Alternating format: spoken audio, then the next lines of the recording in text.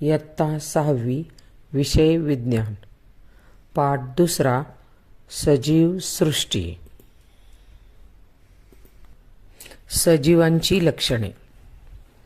आपल्या सभोवतालच्या परिसरात प्राणी, आकाशात उडणारे पक्षी, सर्व प्रकारचे वनस्पती, वेली, फुले, झाडे, आपल्यासारखी माणसे असे सजीव घटक दिसतात. त्याचप्रमाणे दगड, पाणी, घरे, यंत्रे, वाहने, भांडी, टेबल, खुर्ची यासारखे निर्जीव घटकही दिसतात. सर्व सजीवांमध्ये काही प्रमुख लक्षणे दिसून येतात जी या निर्जीवांमध्ये दिसून येत नाहीत. आपण सर्वांनी वेगवेगळ्या प्रकारची झाडे हलताना, वाढताना पाहिली असतील. तसेच कुत्रा, मांजर या प्रकारचे प्राणी व वनस्पती पाहिले असतील.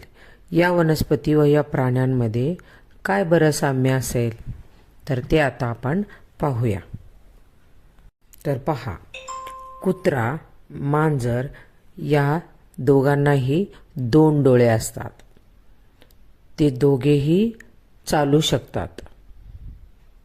तसेच आपणही चालू शकतो. तसेच कुत्रा, मांजर हे दोघे खाऊ शकतात. तसेच आपणही खाऊ शकतो. तसेच आपण लहानपणे जसे होतो तसे आत्ता नाही, म्हणजे आपल्यामध्ये हळूहळू वाढ होते. तसेच वनस्पती म्हणजे झाडांमध्येही वाढ होत असते. ते आधी झाड नसून तर ते रोपटे असते आणि त्या रोपट्यांची हळूहळू आपल्याप्रमाणे वाढ होते आणि त्याचे मोठे झाड होते. आत्ता आपण पाहिले की कुत्रा, मांजर, झाडे या सर्व गोष्टींमध्ये काही साम्य असते तर काही साम्य नसते. म्हणजेच सर्व सजीवांमध्ये काही ठराविक वैशिष्ट्ये असतात ज्या आधारे आपण सांगू शकतो की ही सर्व सजीव आहेत.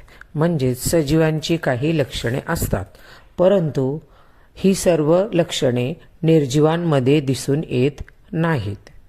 म्हणून ज्यांच्यामध्ये जीव नसतो त्यांना निर्जीव असे म्हणतात. म्हणजेच निर्जीव म्हणजे ज्यात जीव नाही अशी कोणतीही वस्तू. या पाठात आपण हीच काही सजीवांची लक्षणे पाहणार आहोत.